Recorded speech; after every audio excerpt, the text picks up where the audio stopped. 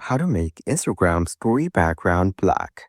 To get started, first of all, open up the Instagram application on your phone.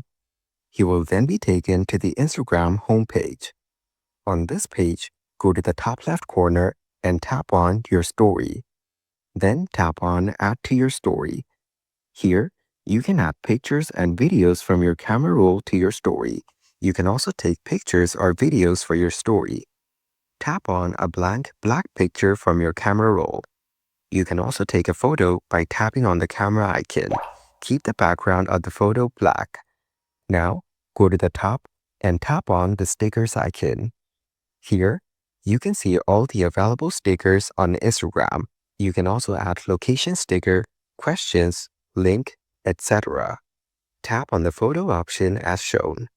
Here, select another photo from your camera roll. Place this photo over the previous one so that it looks like a black background.